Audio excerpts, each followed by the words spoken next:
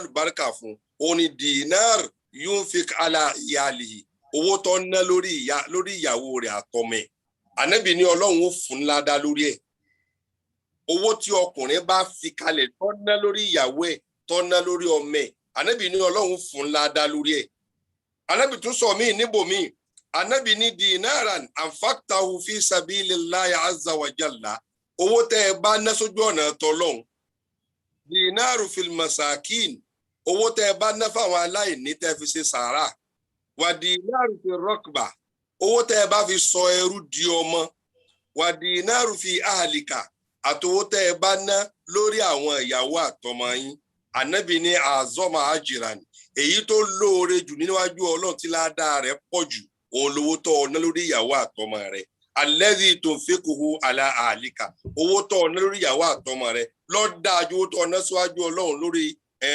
ọ̀nà ẹ̀sìn lọ àbí ìtọ́ ọ̀nà fọ́mọ òrukàn àbí ìtọ́ ọ̀nà fáláìní àbí ìtọ́ ọ̀nà láti fi ṣẹrú dọmọ èyí tó ọ̀nà lórí ìyàwó àtọmọ rẹ̀ ládàá rẹ̀ pọ̀ ju gbogbo ìtòwù kọ ọ̀nà síbòmíì lọ Ànábì ló sọ bẹ́ẹ̀ sallallahu alayhi wa sallam Ànábì ní khiyarukum linnisa'ihi ẹni tó dáa jù nínú yín òun ni ẹni tó dáa jù síyàwó ilé ẹ̀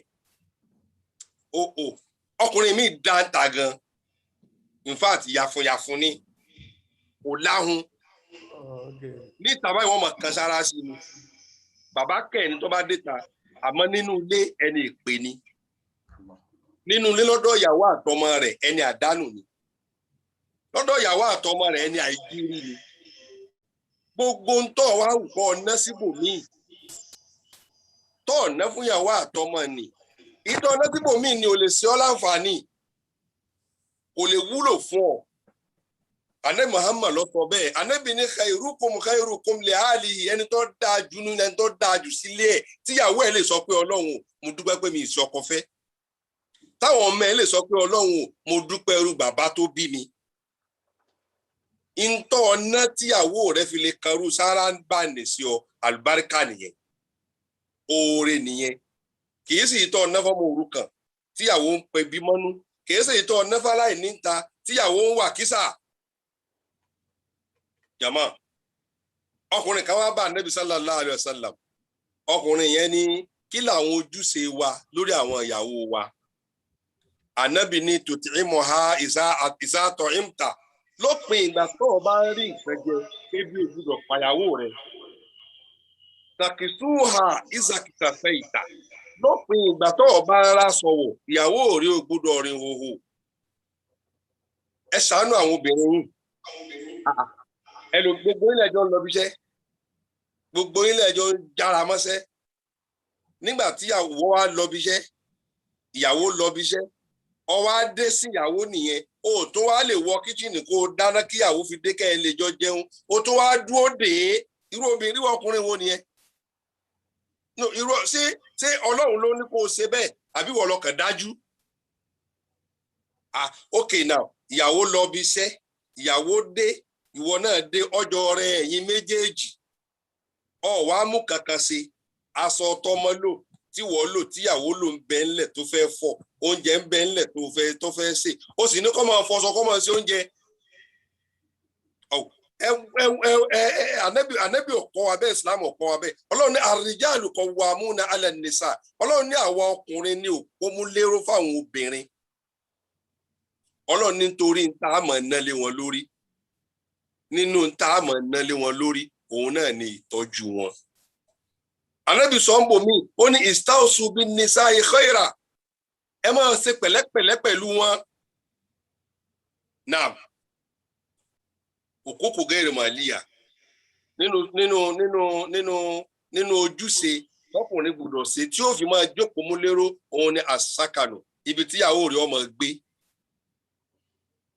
tó tọ́ ẹjọ́ wà ń lo ìbò ni a sì gbọ́ pé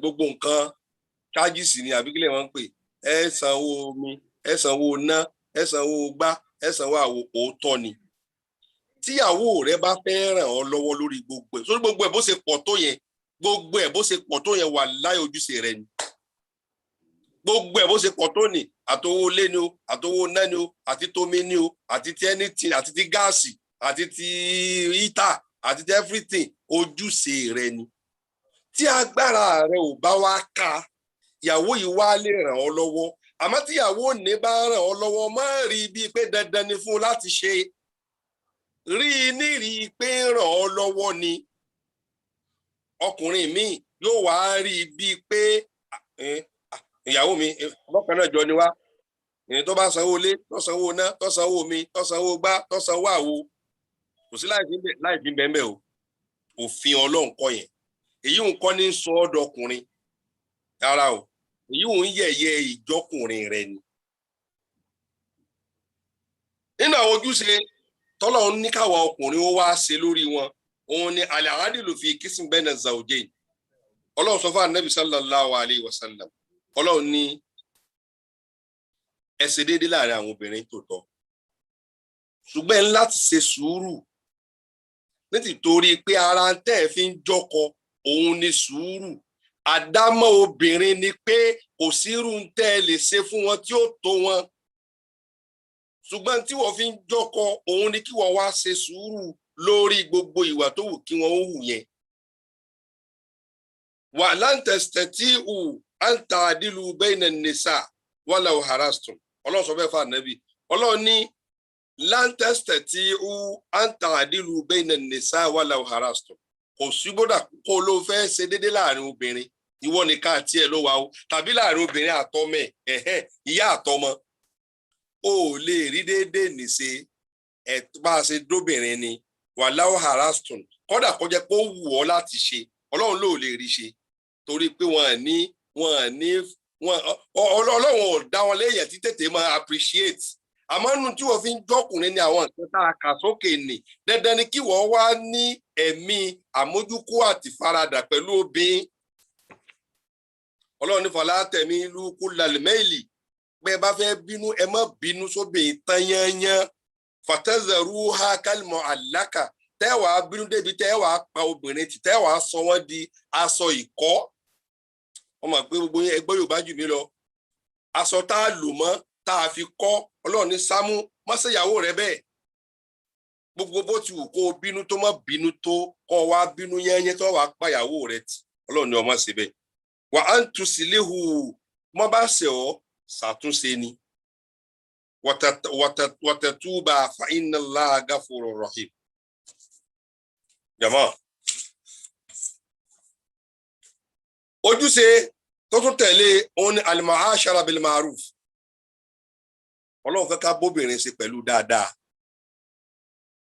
Ọlọ́run fẹ́ ká bá obìnrin ṣe pẹ̀lú dáadáa ẹ já lọ sínú al-Qur'an Suratul Baqara Quran 233 ẹ gbọ́ bọ́lọ́run ṣe ṣàlàyé ọ̀rọ̀ yẹn kẹ́ ẹ bá wo bọ́lọ́run ti fẹ́ ká ṣe nínú ilé Allahu akbar kabira ẹ̀yin bàbá ẹ̀yin brothers wa ẹ jẹ́ kí inú ilé yín ó dùn ẹ dákun ẹ jẹ́ kí inú ilé yín ó tutù ẹ dákun ẹ gọ̀ ẹ ṣọ́ra yín ẹ gọ̀ ẹ try kẹ́ ẹ gọ̀ ẹ try kẹ́ ẹ rọ̀ ẹ try kẹ́ ẹ rọ̀ ẹ try kẹ́ ẹ rọ̀ Ọlọ́run ti mọ̀ pé Mark Tyson ni ó ti mọ̀ pé ó lágbára Ọlọ́run ti mọ̀ pé ó lágídí ó ti mọ̀ pé ó bínú Ọlọ́run wá sọ fún ọ pé try kó rọ̀ dákun bá ń gbọ́ bọ́lọ́run ti sọ̀rọ̀ yìí Ọlọ́run ní fa in àrọ́dà fisolan ọmọ tẹ́ ẹ bí tẹ́ ẹ jọ bí in àrọ́dà fisalan tẹ́ ẹ bá fẹ́ gba ọyàn lẹ́nu ọmọ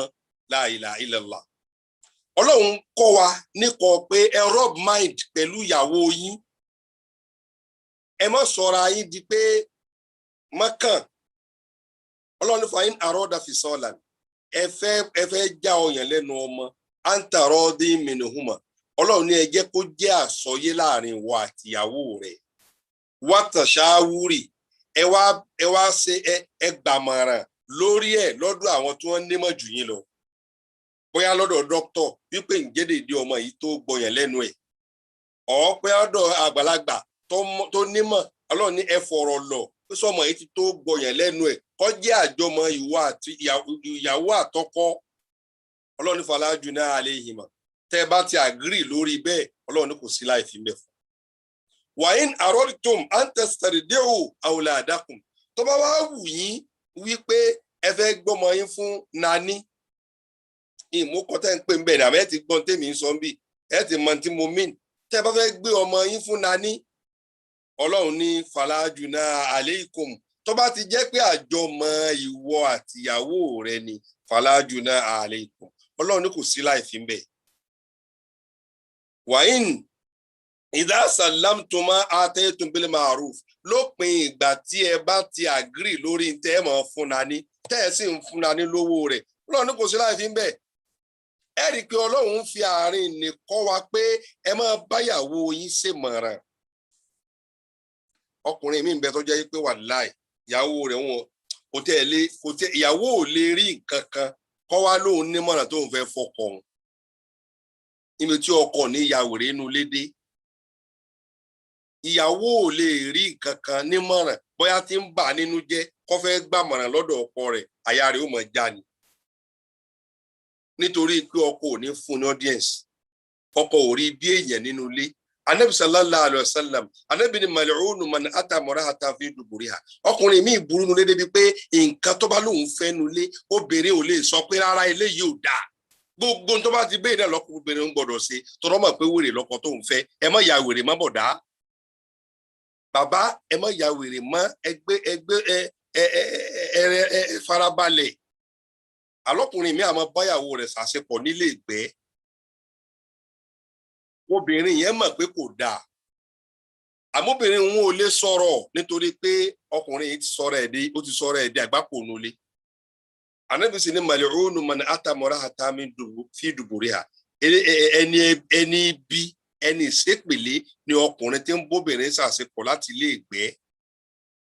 Ànábì tún ní la yanzuru Allahu ila rajulin ata rajulan ọkùnrin tí ń bọ́kùnrin ṣàṣepọ̀ awi mar'ata fi duburiha àbí tí ń bóbìnrin ṣàṣepọ̀ nílé ìgbẹ́ ọkùnrin àtọkùnrin tí wọ́n ń bára wọn ṣàṣepọ̀ homosexual kọ́ yẹn pẹ̀lú ọkùnrin tí ń bóbìnrin ṣàṣepọ̀ nílé ìgbẹ́ Ànábì láwọn méjèèjì ọlọ́run ò ní síjú àánú wò wọ́n nígbà tó bá ti ní tọ́ fẹ́nu ìyàwó mọ̀ pé òun ò lè kọ́ wọkùnrin náà láfi ní kò ṣe sùúrù. Hadith tí Abi Hurairah gbà wá radiyallahu ta'ala anhu ọlá Ànábì ní man kana yu'minu billah ẹni bá gba ọlọ́run gbọ́ wal yawmil akhir ọgbọ́jọ́ àlùkìyámọ̀ gbọ́ fala yu'dhi jarahu ẹni kọ́ mọ́ sàbúrú fara àdúgbò rẹ̀ ó di méní. Wa inna àwájà ṣe ó tún wá ní wastawsu bin nisa'i khaira ẹni ó bá gbọ́ ọlọ́run gbọ́ tọ́gbọ́jọ́ àlùkìyámọ̀ gbọ́ ẹni kọ́ mọ́ bá obìnrin rẹ̀ kọ́ mọ́ bá dámọ̀ràn rẹ̀ kọ́ mọ́ bá sọ̀rọ̀ pẹ̀lẹ́pẹ̀lẹ́ nulẹ̀. Ànábì ní fa innahunna torí pé àwọn obìnrin khuliqna mina dili ẹ̀fọn ìhà ribs ẹ̀fọn ìhà tó wọ́ lọ́lọ́run fi dá wọn. Wa inna àwájà shay'un fi dili ọ̀la ibi tó wọ́ jù lókè níbi ìhà òun náà ni tọ́lọ́run mú tó fi dá wọn. Fa in dhahabta takimuhu kasaritahu tó bá ní ó fẹ́ fagídí straighten eegun yẹn wàá kàn wulẹ̀ kan ni wa in taraktahu lam yazal irwaj tó bá tún lò fílẹ̀ ọmọ wò níran yóò mọ̀ wọ́ sí ni fastawsu bin nisa'i khaira ìtẹ́ẹ̀sì ni pé ẹ máa ṣe pẹ̀lẹ́pẹ̀lẹ́ pẹ̀lú wọn. Bọ̀dá dádì Ànábì ní ń bá yín sọ̀rọ̀ yìí níbòmíì Ànábì ní inna sharra an-nas inda Allahi manzilatan yawmal qiyamah ẹni nígbà kìyàmọ̀ nínú àwọn ẹni tó jẹ́ ẹni bújù níwájú ọlọ́run òun ni rajulun ọkùnrin tó ṣe pé yufidu ila mar'atihi ó fẹ́ gbẹ́kẹ̀gbẹ́ pẹ̀lú ìyàwó ẹ̀ ó ṣàwàdà pẹ̀lú ìyàwó ẹ̀ wa tafda ilayhi obìnrin náà wá ṣàwàdà pẹ̀lú ọkọ rẹ̀ wọ́n jọ túra wọn lẹ̀ sí hòhò wọ́n jọ ṣeré ipá summa yanshuru sirraha ọkùnrin yìí wá dé táwọn bẹ̀ sí ní lọ lè dá ìyàwó rẹ̀ lẹ̀. La ilaha illallah ẹwà Ànábì ẹwọ̀rọ̀ ẹwẹ̀ kọ́ Ànábì ní wọ ọkùnrin tó ṣe pé ìwọ àtìyàwó rẹ̀ eré lẹ fi tú òhò ara yín lẹ̀ àwàdà lẹ fi tú aṣọ lára ara yín ó wá dé tàtán òwò àtàwọn ọ̀rẹ́ rẹ̀ wá ń sọ̀rọ̀ ó wá di pé àṣírí ìyàwó rẹ̀ nì lọ́wọ́ á di ń tọ̀ wá ń fọ́n káàkiri. Ànábì nínú àwọn olórí ibú àlìkìyámọ̀ ọ̀kan ló jẹ́ ọ̀gbọ́. Níbòmíì Ànábì sallallahu alaihi wasallam Ànábì ní má haqqu zawji adúnà àlè ọkùnrin kan ló bí Ànábì ó ní kí lójúṣe wa lórí àwọn ìyàwó wa tá a gbọ́dọ̀ máa ṣe. Ànábì ní tut'imuha idha at'imta tó o bá ń jẹun tó bá fi mú ọrọ̀ oúnjẹ jẹ jẹ́ kí ìyàwó rẹ̀ ó jẹ takisuha izakitasaita. Ẹ jẹ́ n sọ sharia kan nínú sharia ni mo fẹ́ sọ yìí o nínú sharia obìnrin tí ọkọ rẹ̀ ò fún lóúnjẹ obìnrin tí ọkọ rẹ̀ ò kí ẹ̀ fún jíjẹ mímu ẹ̀ sharia sọ fún wa pé tí ọkùnrin òun bá lóun fẹ́ súnmọ́ tóbìnrin ni ò bá gbà kò ní gbẹ̀sẹ̀ níwájú Ọlọ́run ṣé mọ̀ pé àdìsí ànábì kan sọ pé gbogbo obìnrin tọkọ bá fẹ́ súnmọ́ tó wá kọ̀ ànábì ní àwọn màláíkà tó wá jẹ́ pé àárọ̀ lọ́kọ lòun fẹ́ súnmọ́ tó fi kọ̀ fọ́kọ rẹ̀ ànábì láwọn màláíkà ọmọ ṣépè lóbìnrin yẹn títí di alẹ́ ni àmọ́bìnrin tó wá jẹ́ pé ọkọ ò sojúṣe lórí rẹ̀ tọkọ bá lòun gbé dé òun fẹ́ súnmọ́ tóbìnrin ní bá kọ̀ kò ṣépè kátà màláíkà ọ̀sẹ̀ fún ṣẹ̀ríà ni enínú èjì ṣẹ̀ríà sọ fún wa pé iṣẹ́ tí obìnrin bá ń ṣe òun ló ní owó iṣẹ́ rẹ̀ fúnra rẹ̀ kì í ṣe owó ojúṣe nínú ilé ó lè rọkọ ẹ̀ lọ́wọ́ bọ́ kó bá béèrè fúnra lọ́wọ́ ṣùgbọ́n kọkùnrin má rí bíi pé ojúṣe ni níparí ádámùlì ìdíra ṣẹ̀ríà ní kí n sọ fún gbogbo ẹ̀yin bọ̀dá ẹ má fara níyàwó yín ẹ má fara ní wọn anabi sallallahu alayhi wa sallam anabi sọ fún wa pé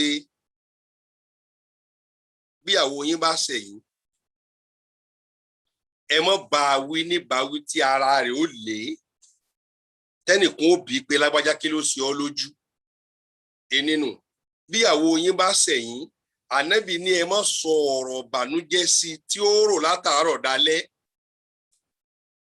ẹ̀ta anabi ní bí àwo yín bá ṣẹ̀ yín ẹ má bá yẹn òdì débi tí ara lékejì ọmọ pé ẹ ń báyàwó yẹn dì gbogbo ń tẹ́ bá yẹn dì kọ́ gbọ́dọ̀ júnú lé lọ. ẹ̀yin bọ̀dá ẹ̀yin bàbá báwo nínú ilé tí ń rí báwo lẹ̀ ń ṣe ẹ já wọnú àwọn àyá Al-Qur'ani yìí káfi ká ogba káfi káwà sí talẹ́ yìí ńlẹ̀ Ọlọ́run ní mí ní àyẹ̀sù sàkántò mí ní òjìdè kù Ọlọ́run níbi tẹ́ ẹ bá ń gbé ni káwọn ìyàwó yín ọmọ gbé wala tudoru kunna litudayyiqu alayhinna ẹ mọ̀ sára ni wọ́n torí kí wọ́n lè ṣiṣẹ́ Ọlọ́run wa ń bá bọ̀ ó ní lóyún fíkí sún sáàtì ní sáàtì ẹni ó bá lówó dáadáa nu yín kọ́ náà fún ìyàwó rẹ̀ kí wọ́n rò pábò fọ̀dí fún jẹ ni wàmọ́ kò dira alẹ́ ìrísìkú ẹni tá a sì kiri ọba tó nǹkan falẹ̀ yóò fi kí mi máa ta ọ̀la kọ́ náà fún bọ́lọ̀ ń bá ṣe fún un mọ́ sayaj'alullahu ba'da usrin yusra bọ́ ọba náà bó ti mọ fúnyàwó rẹ̀ Ọlọ́run lémi Ọlọ́run ó wọlá nínátọ̀ náà fúnyàwó àtọmọ ni èyí tí ó dímọ̀ mi Ọlọ́run ó sì fẹ́ èyí tí ò tó èmi Ọlọ́run ni ó pọ̀ sí ẹ̀rí abẹ́lọ́run àfààní rẹ̀ bẹ́ẹ̀ àfijẹ́ kan ṣoṣo rẹ̀ bẹ́ẹ̀ ó kọ àwọn àyá Al-Qur'an bíi méjì mẹ́ta kan tí mo fẹ́ ké mo á rí pọ́jọ́ ti lọ ká dúró báyìí náà Ọlọ́run kọjú ó ṣe wá láǹfààní ọlá la ilaha illallah bá a bá ráàyè ẹ dákun ẹ jẹ́ ká chẹ́ẹ̀kì Qur'an. Fadal ya Sheikh. Naam. Fadal ya Sheikh. Fadal. Naam. Aha. Ẹ jẹ́ ká lọ Suratul Nisa àyá 19. Suratul Nisa àyá 19. Allahu Akbar. Ọkọ yẹn wo ni?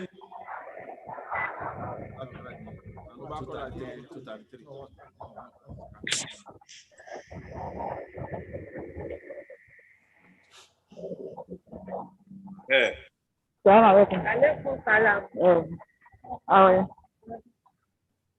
Ọlọ́run ní yá ayyuhal ladhina amanu. Yá ayyuhal ladhina amanu. Assalamu alaikum.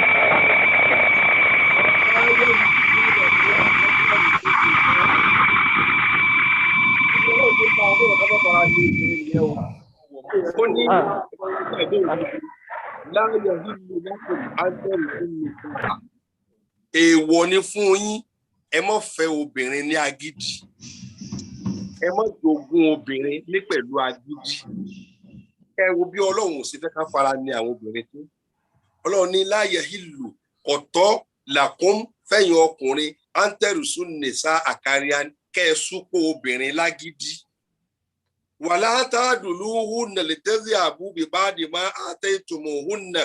Tóbìnrin bá nígbà tọ́kọ òun kú, òun ò fẹ́ nìkan kan nínú yín, òun fẹ́ máa lọ ni, ẹ gbọ́dọ̀ dí i lọ́wọ́ àti lọ. Ení, gbogbo tó bá sì jẹ́ ẹ̀tọ́ ẹ̀ nínú ogún ọkọ rẹ̀, ẹ gbọ́dọ̀ gbà á kalẹ̀ lọ́wọ́ ẹ̀. La ilaha illallah. Ìlà Ọlọ́run ní tó lè mú kẹ́ ẹ lè bá wí díẹ̀, òun ni ayé àti nàbí fa iṣẹ́ tí mo bá yìí náà. Tẹ́ ẹ bá ká ìbàjẹ́ máa lọ́wọ́, tí ìbàjẹ́ ní fojú hàn sámúsámú. Tí ó bá ti sí yìí aṣírù nàbí màrúfìn, ẹ ṣe dáadáa pẹ̀lú àwọn obìnrin yín. Fàyín kẹrí tumu ùnà, tẹ́ ẹ bá lẹ̀ hétì wọn, tẹ́ ẹ ṣe dáadáa sí wọn. Ọlọ́run ní àṣà àǹtakàrà òṣèyàn, nígbà míì bẹ ẹ hétì nǹkan ẹ̀yin ènìyàn o. Wa yaj'alu Allahu fi khairan kathira. Tẹ́ ẹ kò ní mọ̀ pé ń tẹ́ ẹ hétì níbẹ̀ lóore yín wà. Ọkùnrin mi ń bẹ ó dìídì hétì ìyàwó ẹ̀. La ilaha illallah. Alóbìnrin mi ọmọ wò wípé sọkùnrin yìí náà kọ́ ló dẹnu ìfẹ́ kọ mí ni. Sọkùnrin yìí náà kọ́ ní pòrè ọ̀dọ̀ mi ńgbà tí mi ti gbà fún ni. Sọkùnrin yìí náà kọ́ ní rán àwọn ọ̀rẹ́ mi sí mi pé kí wọ́n bá mi sọ̀rọ̀ kí n fẹ́ òun ni.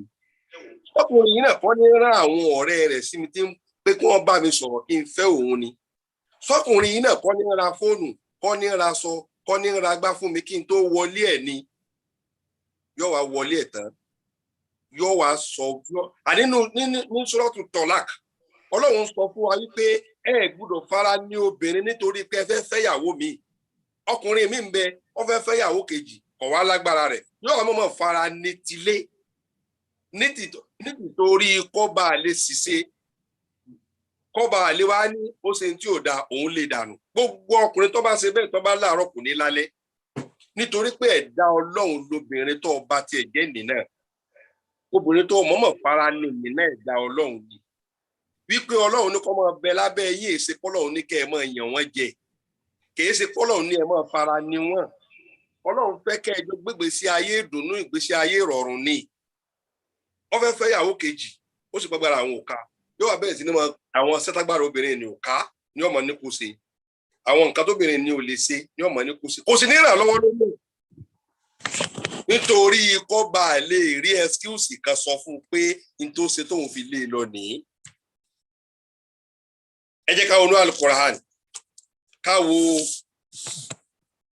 Suratu Nur láti àyà 6 sí àyà 9. Kẹwẹ̀ ẹ̀kọ́ tọ́lọ́run tó kọ́ wa pẹ̀lú àwọn obìnrin. Ọlọ́run ní walladhina yarmuna azwajahum, gbogbo àwọn ọkùnrin tí wọ́n parọ́ àgbèrè, la ilaha illallah, tí wọ́n parọ́ àgbèrè mọ́ ìyàwó wọn. Tó ọkùnrin míì ní tìtorí aburú tó fẹ́ ṣe yóò dẹ̀ pa irọ́ mọ́ ìyàwó ẹ̀ tóun fúnra rẹ̀ sì mọ̀ pé tóun sọ ní orí bẹ́ẹ̀. Ọlọ́run ní alladhina yarmuna azwajahum, àwọn ọkùnrin tí wọ́n parọ́ àgbèrè mọ́ ìyàwó wọn, walam yakun lahum shuhada, tí wọn ò sì wá ní ẹlẹ́rìí wípé táwọn sọ yìí bó ti rí ní orí bẹ́ẹ̀. Ọlọ́run ní fashahadatu ahadihim arba'u shahadati billah, wọ́n búra pẹ̀lú orúkọ Ọlọ́run lẹ́ẹ̀mẹ́rin, innahu lamina sadiqin, wípé tóun sọ yìí òótọ́ ni, tóun sọ yìí òótọ́ ni, tóun sọ yìí òótọ́ ni, tóun sọ yìí òótọ́ ni. Wal khamisatun, ẹlẹ́ẹ̀karùn-ún allanatullahi alayhi, kọ́ wá ṣépè léra rẹ̀ wípé tó bá jẹ́ pé òun purọ́. Jàmọ́, kí Ọlọ́run fẹ́ jẹ́ akọ́lẹ́kọ̀ọ́ níbi kínní. Ọlọ́run fẹ́ jẹ́ akẹ́kọ̀ọ́ kárí nírìí pé àwọn obìnrin yìí náà ní ẹ̀tọ́ tó tọ́ sí wọn. Èèyàn ni wọ́n, ẹ̀dá Ọlọ́run ni wọ́n. Tí ẹ bá wọnú ilé mi pẹ̀lú tí ọkùnrin mi ń fojú obìnrin rẹ̀ rí, ẹ mọ̀ wò pé sóbìnrin yóò kì í ṣe èèyàn ni. Lóòótọ́ níbi tẹ́ ẹ wà ní òfin ó fààyè ilẹ̀ fóbìnrin láti ṣe àwọn nǹkan kan. Ṣùgbọ́n tòun ti bí obìnrin tá a bí nílé eré, ìyá obìnrin mi ń gbèlú èbó ń bẹ̀, tọ́pẹ́ òun àtọmọ rẹ̀ ni wọ́n jọ ń gbé bẹ́ẹ̀, tí ò ní fẹ́ kọ́mọ wọn mọ̀ sí kí yóò mọ̀ wá kí ọmọ rẹ̀ mọ́lẹ̀ pé má kọ́kọ́ faradà. Ìwọ ọkùnrin tó wá ní kó faradà nǹkan, ìwọ mọ̀ wá fínà mọ́ obìnrin yìí, wàláhì béèyàn bá rí Ọlọ́run rí ọ. béèyàn bá rí Ọlọ́run rí ọ kò sì sí n tó lè fi mọ́ rí bọ́ lọ́wọ́ Ọlọ́run àfi kó o ṣe ń tọ́lọ́run fẹ́. Ọlọ́run ní iskinuhunna min haythu sakantum min wujidikum, ibi tẹ́ ń gbé ní kẹjẹ́ káwọn ìyàwó yín ọmọ gbé. Kọ́dọ̀ obìnrin tá a fẹ́ kọ̀ ká tún lọ bẹ̀rù díẹ̀, obìnrin tó pé òkè mi ìfẹ́ obìnrin yìí mọ́ mo fẹ́ kọ̀, kí ló fi Ọlọ́run wí? Òfin Ọlọ́run ní obìnrin tó fẹ́ kọ̀ fílẹ̀ nínú ó fẹ́ kọ̀ nítòótọ́ fílẹ̀ nínú ilé rẹ̀ kó lo oṣù 3. Ọlọ́run ní tẹ́ fẹ́ foṣù 3 ní ṣe òun ni pé ẹ fẹ́ fi mọ̀ bọ́ yóò lóyún àbí kò lóyún.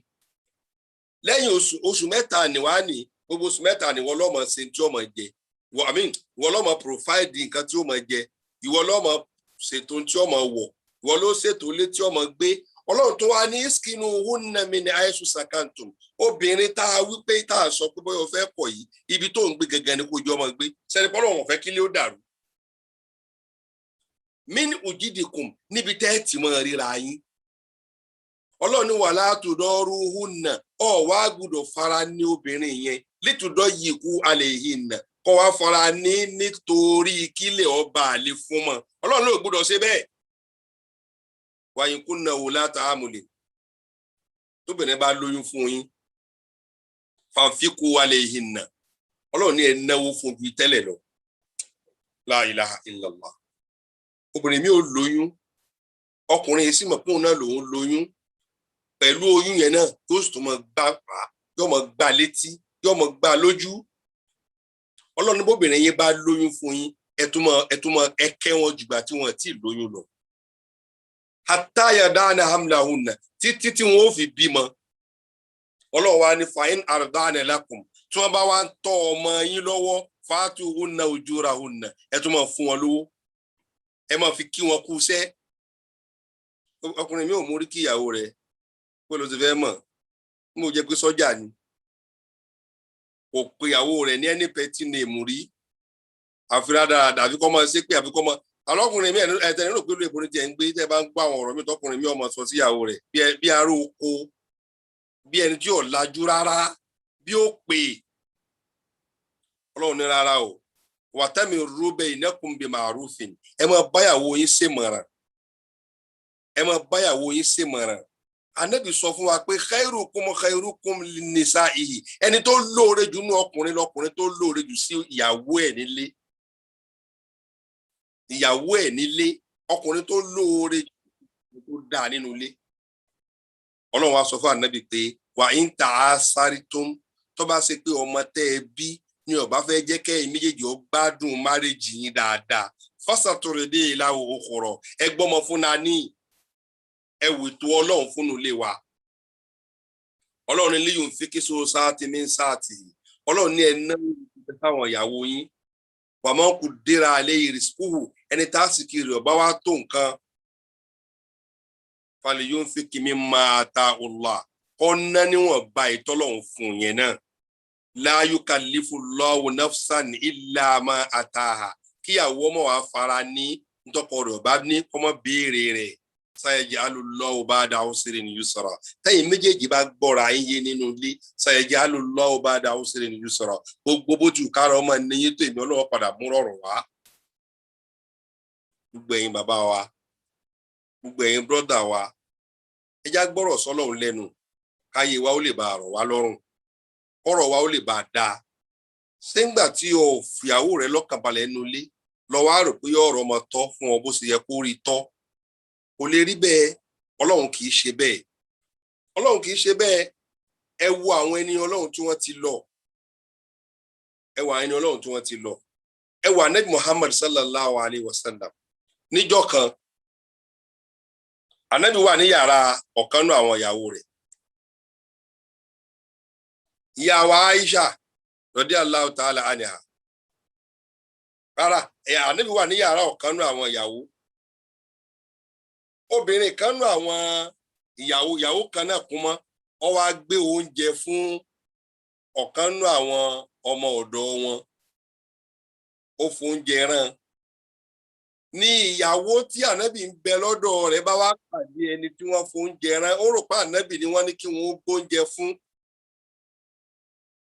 Ló bá gba abọ́ oúnjẹ dànù lọ́wọ́ ẹni tí wọ́n fún oúnjẹ rán ló bá gbọ̀n dànù pẹ́ oúnjẹ dànù abọ́ fọ́ kí lọ̀gá wa ṣe sallallahu alayhi wa sallam Ànábì sì rọra dìde ó bọ́ síbẹ̀ ó kó oúnjẹ ní sínú àkúfọ̀ abọ́ Ànábì wá wọnú yàrá ẹni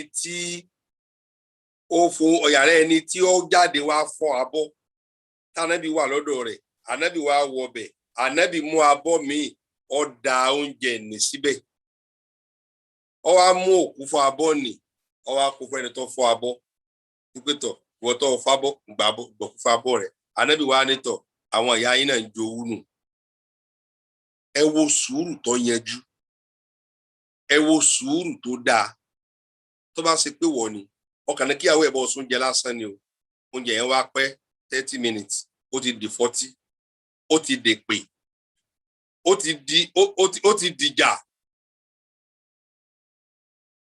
gbogbo ẹ̀yin bàbá wa àtẹ̀yin brọ́dà wa ojúṣe wa ni tí Ọlọ́run fi pè wá ní òpómúlérò Ar-Rijalu Qawwamuna 'ala an-Nisa káwá padà sí súrà tá à ń tú Ọlọ́run ní Ar-Rijalu Qawwamuna 'ala an-Nisa ẹ̀yin ọkùnrin ni mo fi sí òpómúlérò fáwọn obìnrin Ọlọ́run ní mi Ọlọ́run ìsàdédé ṣe nítòótọ́ bó ti wù mí ni mo ṣe ẹnìkankan ò lè bí mi mo fún yín láwọn nǹkan tẹ́ ẹ fi jù wọ́n lọ àmọ́ wọ́n bí máa anfaqu min amwalihim Ọlọ́run ní tìtorí tẹ́ ẹ tún máa nálé wọn lórí ó kún tá a fi yín so lórí dájúdájú gbogbo ọkùnrin tí ó bá lè ná sùúrù fún ìyàwó rẹ̀ kì í so lórí gbogbo ọkùnrin tí ó bá lè náwó fún ìyàwó rẹ̀ kì í so lórí gbogbo ọkùnrin tí ó bá lè ní ìfaradà fún ìyàwó rẹ̀ kì í so lórí gbogbo ọkùnrin tí ó bá lóòótọ́ pẹ̀lú ìyàwó rẹ̀ kì í so lórí gbogbo ọkùnrin tí ó láníyàn rẹ̀ pẹ̀lú ìyàwó la ilaha illallah ìyàwó rẹ̀ ń kọ́lé ìlú sì ń bí ọ omi ẹjọ́ wàá lè bó náà ni ó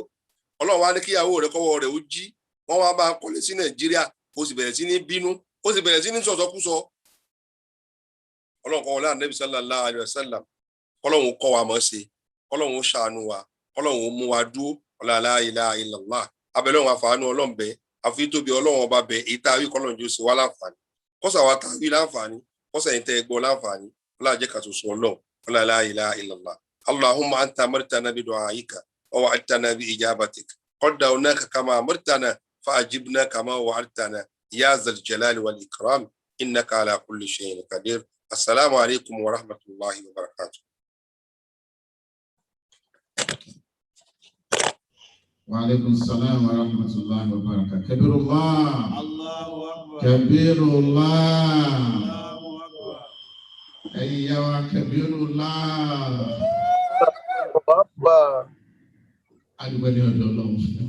الحمد لله الحمد لله رب العالمين. Ọlọ́run Sheikh Zakaria Ahmed Ọlọ́run jẹ́ àkàrí pẹ́. Àmín Allah. Àlékún mọ̀ fún yín. Àmín Allah. Fún yín. Èmi ọmọ kí ó ní àwọn àfáà ṣe máa ṣàdúrà rẹpẹtẹ fún yín. Èmi kàn sáré gba microphone torí pé wọ́n ní bóyá ká fi bí 3 minutes ká fi summarize nǹkan tẹ̀sí 1.5 hours tẹ̀sí sọ. Ní ìtẹ́mi dẹ́mọ̀ wípé kò sí bí a ṣe fẹ́ ṣe justice pẹ̀lú ẹ̀. Nítorí pé àwa náà ń kẹ́kọ̀ọ́, àwọn ní ti ká gbọ́. So concentration pé a fẹ́ gbẹ́kọ̀ọ́ yẹn kò jẹ́ kí àtẹ̀tẹ̀ sọ pé a fẹ́ máa record it. But inshallah we cross line before my imams make dua and katu shadura. After 5 minutes, summarize nǹkan tí a lè kọ sílẹ̀ nínú ìgbà tí a bẹ̀rẹ̀ sí kọ́ inshallah. So alhamdulillah rabbil alamin, our sheikh today made a passionate and a candid assessment of the role of men in Islam. And he began by saying that the women were the ones that were addressed last week. And he apologized for women that it is our turn, but it's not him talking to us, it's Allah and Rasulullah sallallahu alaihi wasallam speaking. That we should take time to listen. He started by telling us the importance of men in Islam by referring to chapter 4, Surah 4 of the Quran, ayah 34, where Allah says the men are the protectors of the women. he examined this ayah in detail by letting us know that men has been given this honor of being protector of women. And he made examples of what that means, what gives us that ability to be the protectors of women. He said, if we take a look at it, the reason why Allah says men are the protectors of women is because men are perceived to have more energy than women. Men are perceived to have more higher wisdom than women. Men are expected to have to be more patient than women. Men are seen in a position of leadership than women. In fact, he mentioned that at the point before the advent of Islam, women cannot inherit anything. It will be men who can inherit the properties of the parent before Islam. Before Islam came now and said, okay, this is the right of and also give honor to women. As a matter of fact, when it's looking in another way, if you're looking for witnesses, one man is standing in position of two women. That if you're looking for somebody to be a witness or testify, you have one man. If there's no man, then there will be two women that will be equivalent to one man. All these and more makes the man speaks to the fact that Allah says in Quran, Surah 4, verse 34. But he said, with all this, that does not mean that all man qualifies to be that protector, to be that honor, to stand in that esteemed position. It is the man who acts according to the will of Allah subhanahu wa ta'ala, the Quran, and follow the footsteps of Rasulullah sallallahu alaihi wasallam, that will get that accolade. If a man is not living up to his expectations, then he will not be able to get his role as a leader. He will not be able to get the role of somebody who is wise, or the role of people who they look upon as men of good virtues.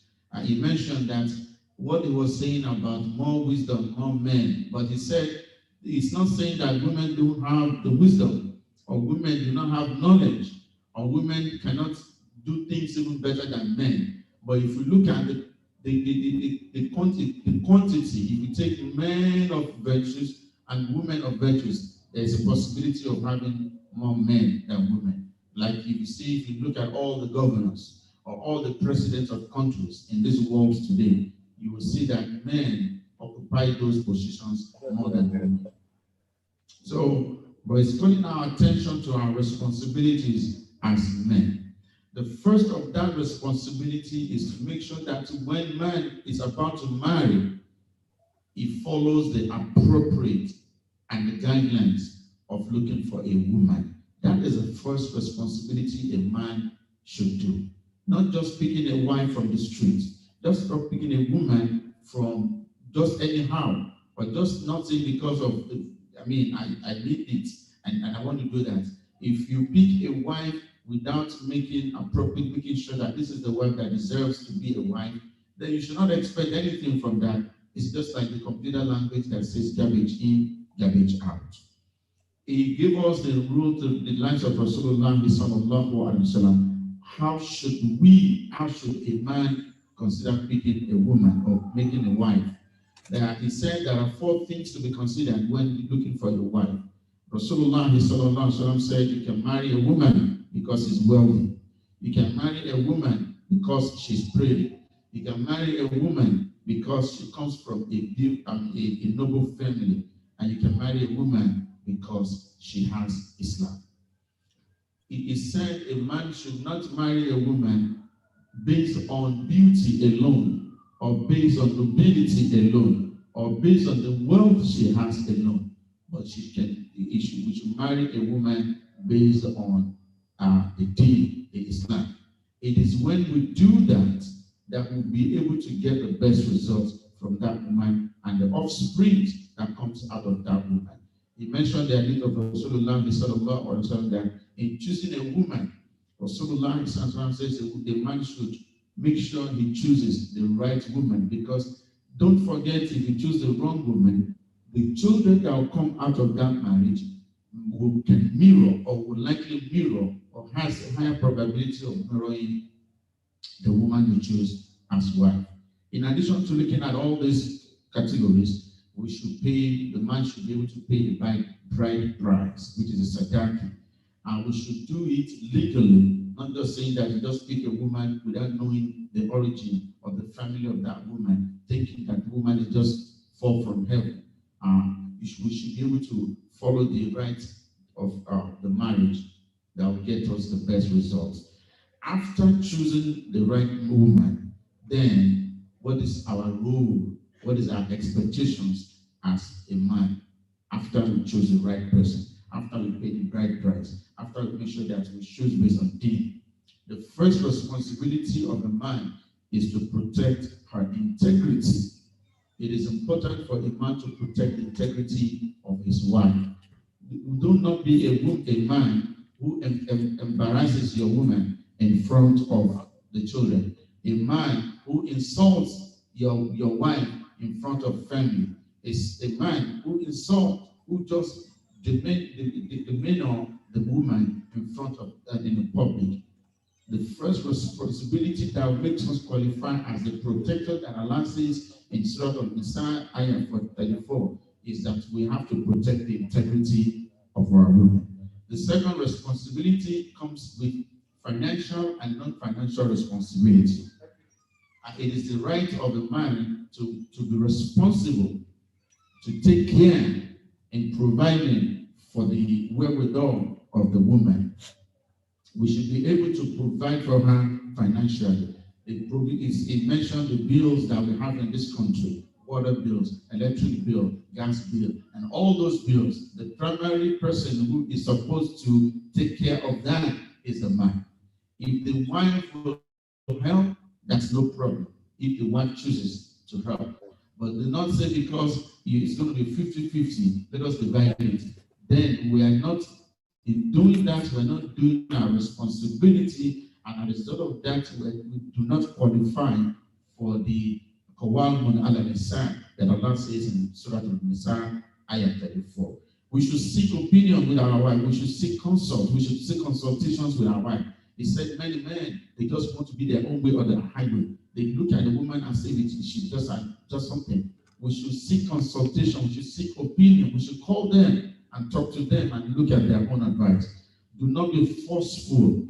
As a rule of man, you not be forceful to the woman. You should be able to help the woman. Don't be like, okay, yeah, you're supposed to provide for my food.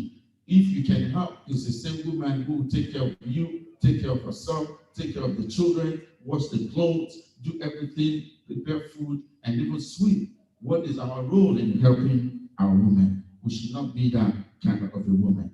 He mentioned the hadith of Rasulullah sallallahu alaihi wasallam, where Rasulullah sallallahu alaihi wasallam says, if you believe in Allah and you believe in the last day, he said, be nice to your neighbor. He also said, if you believe in Allah and you believe in the last day, consult with your wife. And consult with your wife and be nicer to your wife. Don't forget that the woman is created from the spine of the man. And it described the woman as a fragile bone that it's bent. If you want to straighten it by all force, it could break. If you just leave it like that, you could just be doing more harm. But we have to be just tender in the way we address or we take care of our women.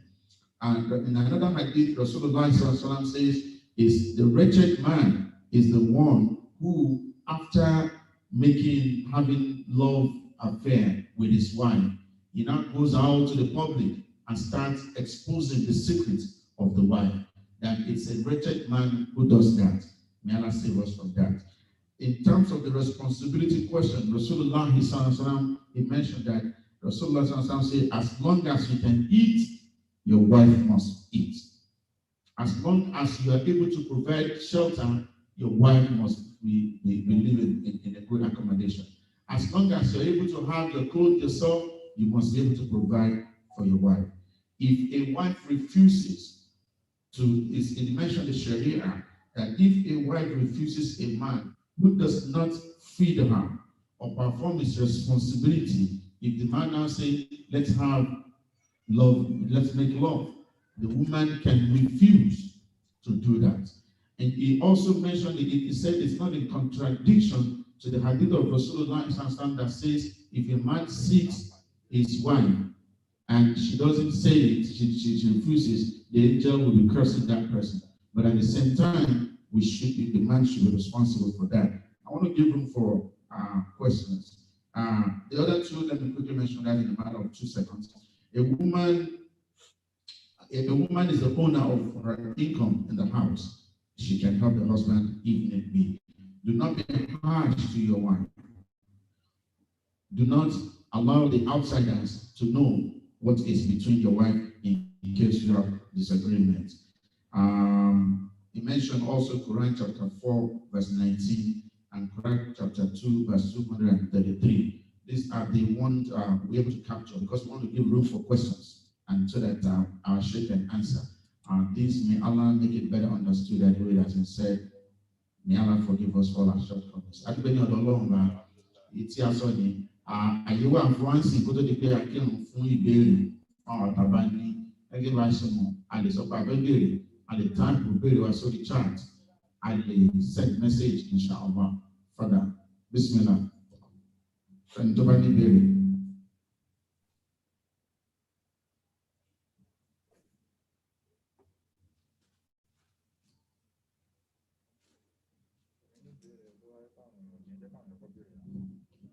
No.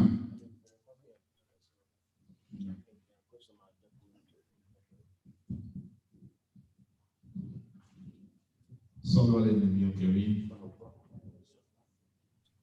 Ìbéèrè mi ni wípé obìnrin ta sọ wípé ó lẹ́tọ̀ọ́ láti kọ orun fún baálé ẹ̀ látàrí pé baálé yẹn ò ṣe ojúṣe. Ǹjẹ́ obìnrin tí yẹ pé òun ló fi inú fẹ́ dọ̀ sọ wípé baálé mi owó mi owó náà ẹ jẹ́ kí n máa san, kì í ṣe pọ́pọ́ ò fẹ́ san o, òun ló ti sọ pé láti bẹ̀rẹ̀ baálé mi ẹ̀yàn dá fẹ́mi kí n máa sọ, kó wá fi basis yẹn sọ pé mo kú kí n sanwó náà kí n sanwó mi torí bẹ́ẹ̀ lálẹ́ yìí kò sọ̀rọ̀ fún yín ìjọ lẹ́tọ̀ọ́ ẹ̀. Mo rò bẹ́ẹ̀ gbọ́ pẹ́sàn tí àwọn àmì wa béèrè àṣẹ. Bẹ́ẹ̀ni. Tábà wo béèrè yẹn á rí pé ó clear dáadáa. Nítorí clear ni pé obìnrin yẹn ló sọ fọ́kọ pé òun ò mọ̀ ṣe. Káwọn obìnrin yẹn má gbàgbé wípé àwa méjèèjì olùrànlọ́wọ́ la jẹ́ fúnra wa. Òǹkálukú wa ní ojúṣe. Nínú ojúṣe ọkùnrin ni in fact òun ni kó náwó lé ìyàwó àtọmọ nínú ilé àti bùkátà wọn. Ṣùgbọ́n bóyá agbára ọkùnrin òun ò ká, ó wá bẹ̀yàwó pé dákun ràn mí lọ́wọ́ nírú sáìdì báyìí. Tàbí bẹ́ẹ̀ kọ́ ìyàwó fúnra lára ẹ̀ ló wo pé èmi náà ń ṣiṣẹ́, òun dẹ̀ rí èlò kan. Jẹ́ kí mi náà máa ṣe ìrànlọ́wọ́ lórí nǹkan báyìí. Ẹ rí i pé àwọn ohun gangan fún ara ẹ̀ ló béèrè fún kóun máa ṣe ìrànlọ́wọ́ yẹn. Tó bá tó wá ní òun kọ oorun nítorí mọ́kọ̀ òun ò náwó náà, ẹ rí i pé ààbò kí lóbìnrin yẹn ti. Kò lẹ́tọ̀ọ́ láti kọ orú oorun yẹn. Tóbìnrin bá kọ orú oorun based on that, ìdúró Ọlọ́run ló ti béèrè. Àwọn náà rí kọ́ra tó là.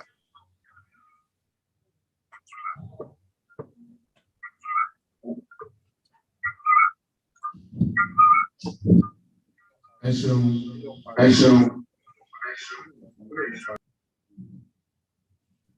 Ǹjẹ́ ẹni tó tún ní béèrè?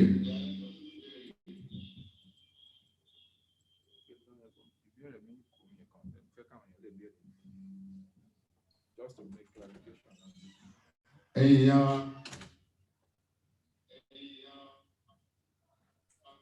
àyè wà fún wa fún ìṣẹ́jú bíi 5 kó tó di pé a ṣínú láti béèrè. Èmi fẹ́ béèrè sà. bàbá yìí ti bẹ̀rẹ̀ mí ní bẹ̀rẹ̀. Father, àmì ìṣẹ́ láwọn tún ní bẹ̀rẹ̀ sí. Now,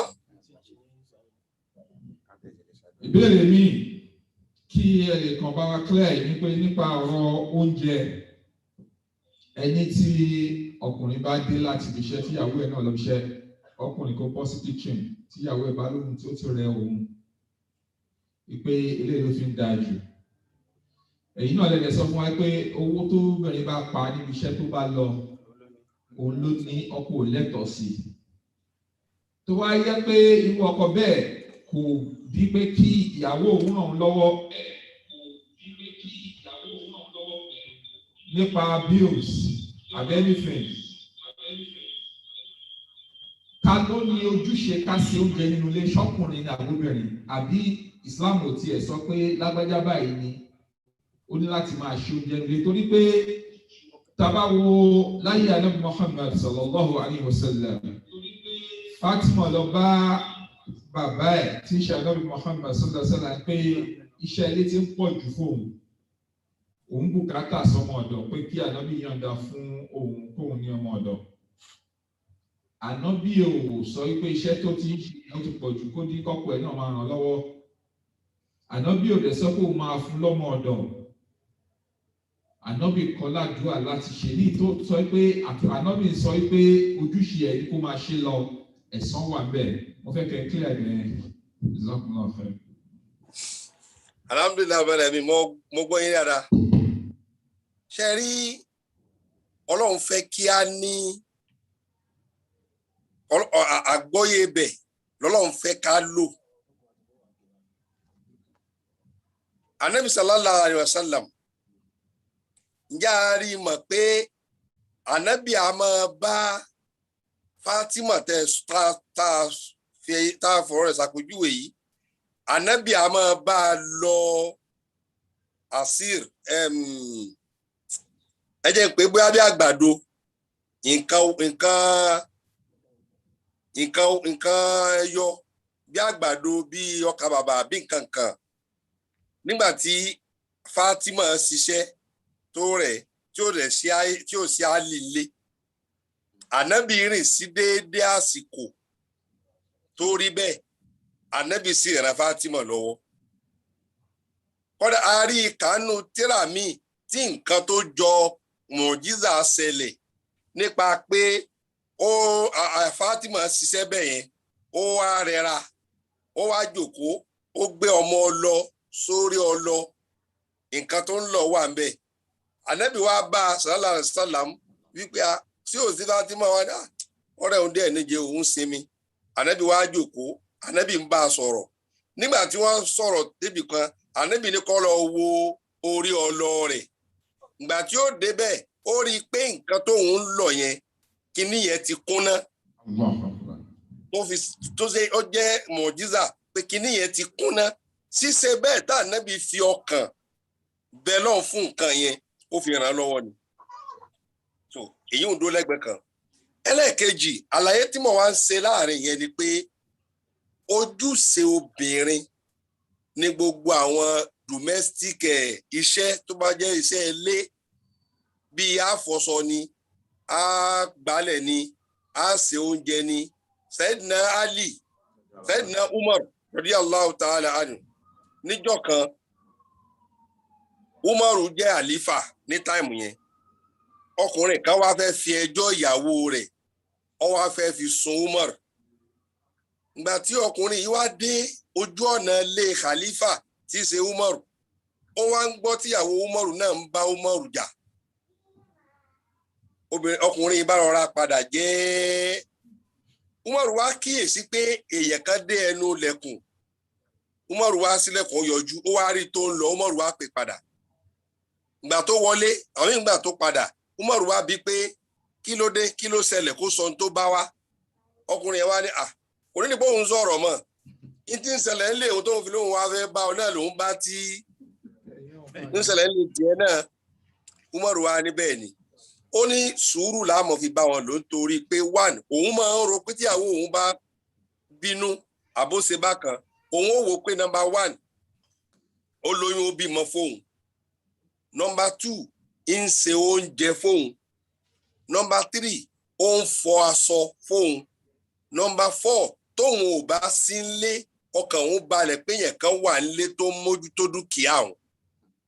Tóun bá ro nǹkan mẹ́rẹ̀ẹ̀rin yìí, òun máa rí i pé tó bá tiẹ̀ ṣe nǹkan míì, òun máa mójú kúrò fún. Kí la fẹ́ fàyọ ń bẹ̀ ni pé àwọn iṣẹ́ eléyìí ojúṣe obìnrin ni. Ṣùgbọ́n situation tí ọkùnrin bá rí i pé ọ̀rẹ́ obìnrin yìí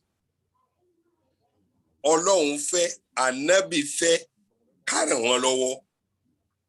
Gẹ́gẹ́ bó ṣe jẹ́ pé ojúṣe wa ni láti wá tí wọ́n ó jẹ, ṣùgbọ́n wọ́n lè ràn wá lọ́wọ́ nígbà tí agbára wọn ò bá ká àwọn nǹkan kan. Bẹ́ẹ̀ náà ló jẹ́ pé iṣẹ́ ilé ojúṣe wọn ni, ṣùgbọ́n a lè ràn wọ́n lọ́wọ́ nígbà tí agbára wọn ò bá ká nǹkan kan, bóyá sẹ́yìn pọ̀, àbá rí pọ́ rẹ̀ wọ́n, àbá rí pé nǹkan kan ṣá, a lè ràn wọ́n lọ́wọ́. Nam ọkùnrin ọ̀wá ní dúndùn pé èmi lówó tó ká gbogbo nǹkan lé, therefore òun náà gbọ́dọ̀ ṣe gbogbo nǹkan lé. Ọlọ́run fẹ́ ká láàánú, jẹ́ ká apply àánú láàrin yẹn. So tí ọba lọ bí iṣẹ́ gẹ́gẹ́ bí mo ṣe wí lẹ́ẹ̀kan tó dé, tẹ̀gbé kì í sojoojúmọ́ náà ni pé tó bá ti lọ bí iṣẹ́, tó bá ti dé kò ní sí oúnjẹ, tó bá ti lọ bí iṣẹ́, tó bá ti dé kì í ṣe ojoojúmọ́. Ẹ̀ẹ̀kọ̀ọ̀kan táwa náà bá rí i pé ọ̀rọ̀ obìnrin yìí ẹ jẹ́ ká ràn wọ́n lọ́wọ́. Ṣíṣe bẹ́ẹ̀ yóò máa jẹ́ ládàá fún wa, a sì tún máa fi jẹ́ orúkọ tọ́lọ́run pè wá.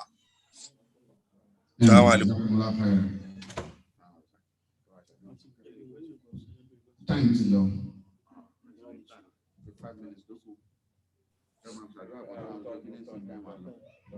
Bọ̀ ẹ jẹ́ ká fún wọn láyé tí ó bá sí béèrè.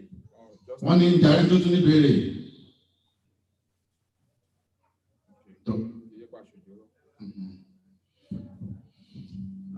Alhamdulillah. Alhamdulillah Rabbil Alamin. Ẹ̀jẹ̀ mi ló béèrè tèmi sá. Okay, ẹ béèrè yẹn ṣe. Mo fẹ́ máa mú àwọn béèrè kọ̀ọ̀kan wá kọ́ba lè máa ṣàǹfààní fún gbogbo àwọn èèyàn wa ni. Alákọ̀ọ́kọ́ ń bẹ̀ ni pé ẹ dákun, ǹjẹ́ nínú Ramadan lọ́sàn-án àwẹ̀ ǹjẹ́ a lè ṣe blood test? Ǹjẹ́ a lè gba injection? Ìbéèrè kan nìyẹn. Ìbéèrè ẹlẹ́ẹ̀kejì òun ni pé ẹni tó jẹ sàárì tán tó sùn lẹ́yìn sàárì tó wá jí làárọ̀ tó wá bá a pé òun ti bedwet. Ẹ dákun, ṣerú èèyàn bẹ́ẹ̀ ṣé àwẹ̀ rẹ̀ ó sì dáa àbáwẹ̀ ní ti bàjẹ́?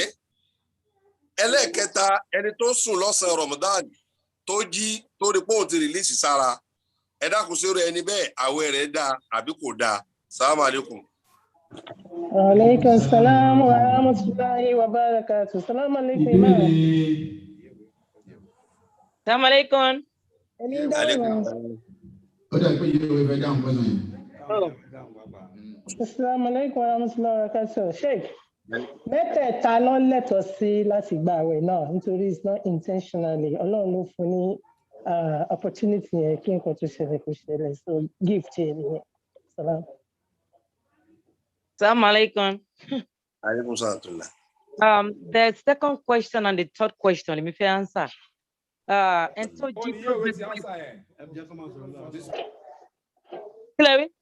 Go ahead. nǹkan tí mi fẹ́ sọ ni pé gẹ́gẹ́ bí Yèwé ṣe sọ pé kò ń ṣe nǹkan tó wà intentional, bọ́ wọ́n máa ti wẹ̀ tán ti jàdíyàn blúsù wọ́n dẹ̀ máa continue àwẹ̀ wọn lọ. Assalamu alaikum. First question, yẹn kọ́ tàbí madam, first question, ẹ̀yin yá wa. Injection àbí blood work? Injection àbí blood work. Then tàbá tó fẹ́ answer ẹ̀, ajá fífẹ́ tuntun béèrè question kan pé ṣé yẹn lè lọ fún appointment eyín, ṣé yẹn lè lọ fún dental appointment nínú àwẹ̀? Assalamu alaikum. Injection yẹn, èmi I'm an example. Èmi máa ń gba allergy shot every Wednesday. Mo dẹ̀ ti béèrè, wọ́n dẹ̀ ní it's okay pé èèyàn lè gbà tó jẹ́ pé nǹkan fún ìlera èèyàn ni. Gbà tó ṣe pé bí àwọn ń gbà pé láti fi ṣe other thing, but fún ìlera mi ni. mo máa ń gba energy shot every Wednesday and I think it's right. I'm not sure. Allahu alam. Kò bó ṣàná sí wa. 2 minutes, okay. Assalamu alaikum. Alaikum salaam wa rahmatullahi. Láì pé alájọ Mọ́tọ́dé náà sọ̀rọ̀. Alájà Adúpẹ́lẹ́. Assalamu alaikum. Tí eyín téèyàn bá lọ fọ ẹnu ńgbà mí omi máa ń bọ́ ṣe máa ń rìn sẹ́rù yẹn omi máa ń sá sí wa lọ́fun. So ìyẹn kéèyàn try láti book appointment eyín before or after Ramadan. Jazakallah khair. Ṣé wọ́n gbà á? Àwọn kan bẹ̀ ni pé ìyẹn lè gba abẹ́rẹ́ lọ́sàn-án Ramadan providedly tí kì í bá ṣe abẹ́rẹ́ nutritional injection. Tí kì í bá ṣe abẹ́rẹ́ tí wọ́n ṣiṣẹ́ oúnjẹ gbogbo àwọn energetic àbí kí wọ́n pè àwọn yẹn wọ́n dáa ìyẹn lè gbà wọ́n kó ba àwẹ̀ jẹ́ ṣùgbọ́n èyí tó bá jẹ́ àwọn èyí tó jẹ́ abẹ́rẹ́ tí ó ṣiṣẹ́ oúnjẹ lára ìyẹn lèyìn ò lè gbà lóyún ọ̀sán àwẹ̀ ìyẹn lẹ́gbẹ̀ẹ́ kan bẹ́ẹ̀ blood work ìyẹn lè ṣe lọ́sàn-án àwẹ̀ ní tí ìyẹn ò lè ṣe lọ́sàn-án àwẹ̀ ni pé ìyẹn ò lè fẹ̀jẹ̀ lẹ̀ kí wọ́n pèsè ìyẹn donate ìyẹn lèyìn ò lè ṣe lọ́sàn-án Ramadan ṣùgbọ́n ìyẹn lè ṣe blood test so ìyẹn bẹ́ẹ̀ then eyín yíyọ ìyẹn lè yọ eyín lọ́sàn-án Ramadan kò bà àwẹ̀ jẹ́ so as far as tó bá jẹ́ pé ẹni ó máa kó ń gbà àwẹ̀ tí ó kó ṣe pé ó dọ́gbọ́n sọ̀rọ̀ ara rẹ̀ kọ́ máa fi sáàyè máa gbé gẹ̀ẹ́kọ̀ kan mu nínú omi so tí ó bá ti sí yẹn kò sí láì fi mẹ́sà salamu alaikum. Wa alaikum salam wa rahmatullahi wa barakatuh. Adúpẹ́ lọ́dọ̀ Ọlọ́run jẹ́ kí àwọn bàbá wa kọ́ pẹ́ fún wa àlékún ìtumọ̀ àlékún olùdọ́ àlékún ìṣù àlékún ìtumọ̀ bọ́lọ́gbọ́ bá ṣe fún ọlá tí táwọn ní kò jù bẹ́ẹ̀ lọ ọlá ànábì lọ́dọ̀ Ọlọ́run gbogbo tó ń ṣe wàfáàná mọ̀kánì àníyá òkè bọ́lọ́gbọ́ bá ṣe láyé ọlá ànábì lọ́dọ̀ ọlá iná àtẹ́yìnà بسم الله الرحمن الرحيم إنا أعطيناك الكوثر فصل لربك وانحر إن شانئك هو الأبتر قوم كيوبا برأي ولا نبي الله يشرك الدنيا دوا سبحان ربك رب العزة عما يصفون والسلام على المرسلين والحمد لله رب العالمين السلام عليكم ورحمة الله وبركاته